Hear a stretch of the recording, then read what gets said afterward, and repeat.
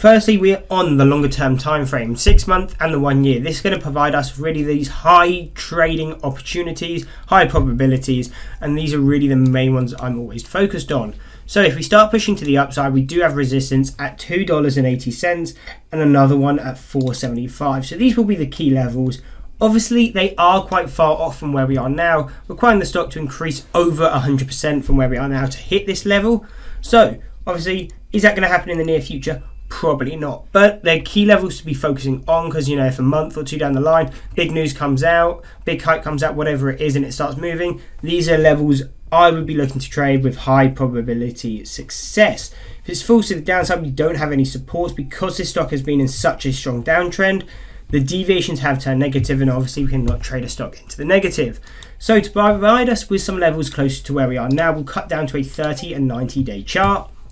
And then this will provide us different trading opportunities. So to the support side, if we start to decrease in price, we have buying opportunities at 93 cents, 75 and 81 cents, going down to 69 cents, and a final support at 57 cents. So these are what I'd be paying attention to as key supports. 57 I could see being quite key as well, just because it would be a 52-week low. So again, there could be some good risk to reward on that trade opportunity. Now, on the other hand, if we start pushing up in price, what are we paying attention to as resistances? So we do have a level at 118. I wouldn't be paying too much attention to that, just considering we're kind of in this range right now. Basically just some consolidation. I would be waiting for a breakout either side before I look to start trading it. So knowing that, I wouldn't really be looking to hit any levels until about 130. That's where I'd have my kind of first short bias opportunity. If we break that, we're then looking at 142, 154, and a final resistance at $2.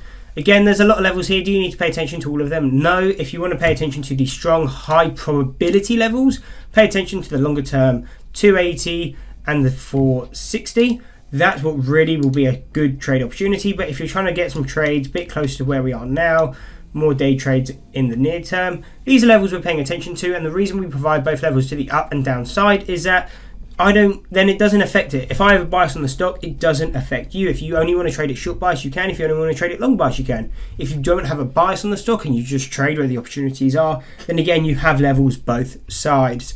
So again, the way you look to trade these, or how I look to trade them, is the first time they hit, I look to play the pullback. If they then come back to retest it, I'm waiting for that breakthrough, come back to retest it as a support, and if it holds, then I'm looking to play direction. Anyway, hope you enjoyed the breakdown. If you did, why not drop a like and subscribe and check out one of these 2 analysis videos.